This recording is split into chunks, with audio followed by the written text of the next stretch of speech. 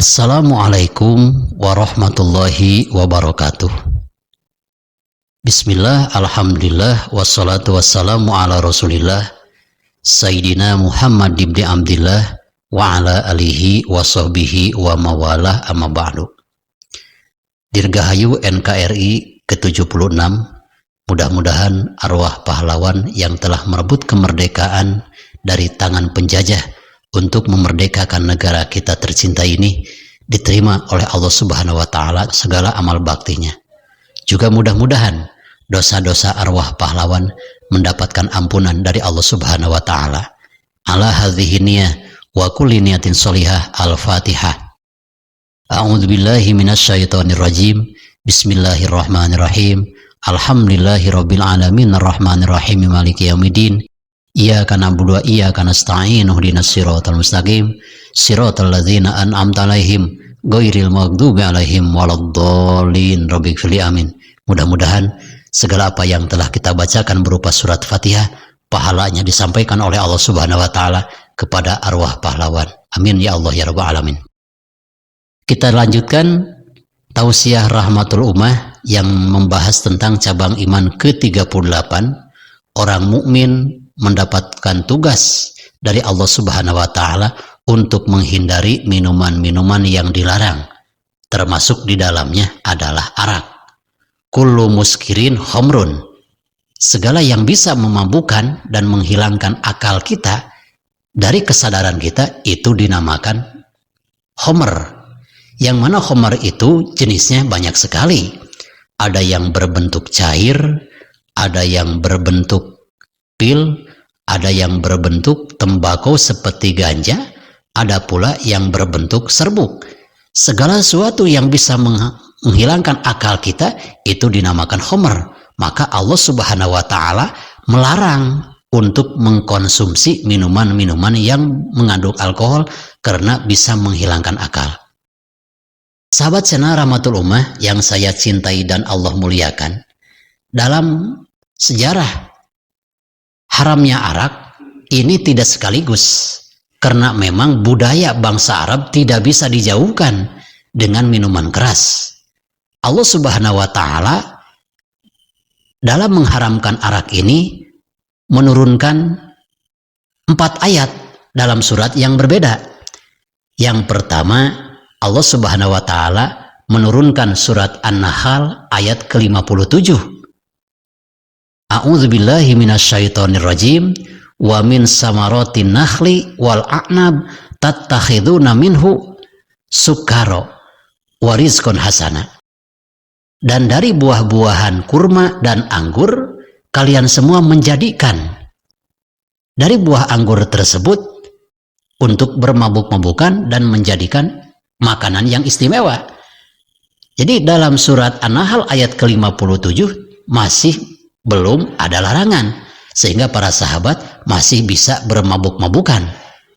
Lalu selanjutnya, Sayyidina Umar bin Khattab radhiyallahu ta'ala anhu beserta sahabat-sahabat yang lain termasuk Mu'adz bin Jabal bertanya kepada baginda Rasul an hukmil khamri, dari hukum meminum minuman keras yang mengandung alkohol.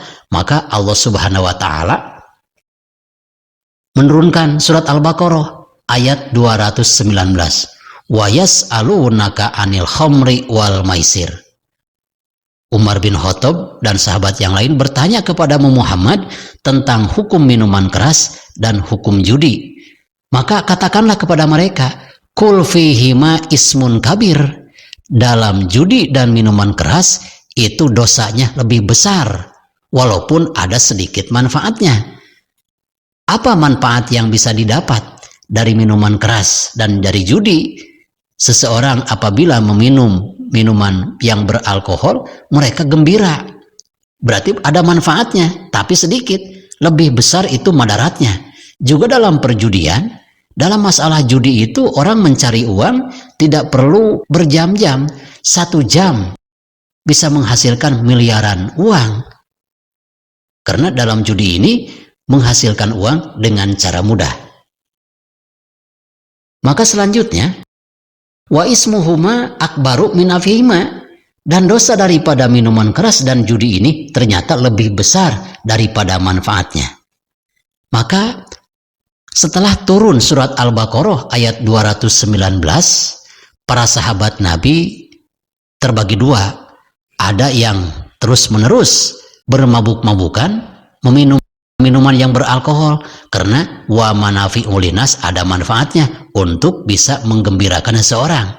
Tapi mayoritas para sahabat menghentikan dan tidak lagi meminum minuman yang mengandung alkohol. Karena apa? Dalam ayat tersebut, surat Al-Baqarah ayat 219, ada ismun kabir, dosanya lebih besar. Maka para sahabat lebih memilih untuk tidak bermabuk-mabukan. Lalu selanjutnya, Abdurrahman bin Auf, beliau mengadakan suatu pesta, yang mana pesta tersebut besar-besaran. Maka dijamulah oleh Abdurrahman bin Auf dalam pestanya itu, bisa minum minuman dan bermabuk-mabukan sepuasnya. Maka tibalah waktu sholat maghrib.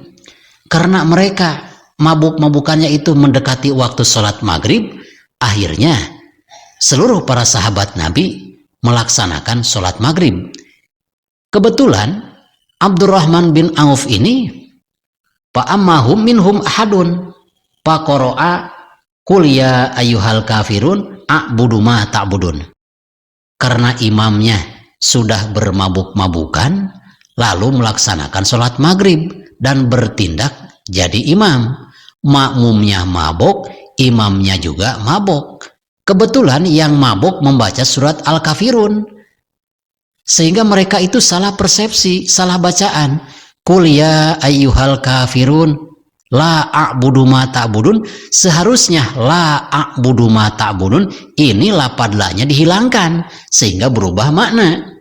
Wahai orang-orang kafir, a'budu ma ta'budun, aku akan beribadah kepada berhala-berhala yang kalian sembah. Maka kejadian itu dilaporkan kepada baginda Rasulullah SAW oleh Abdurrahman bin Auf.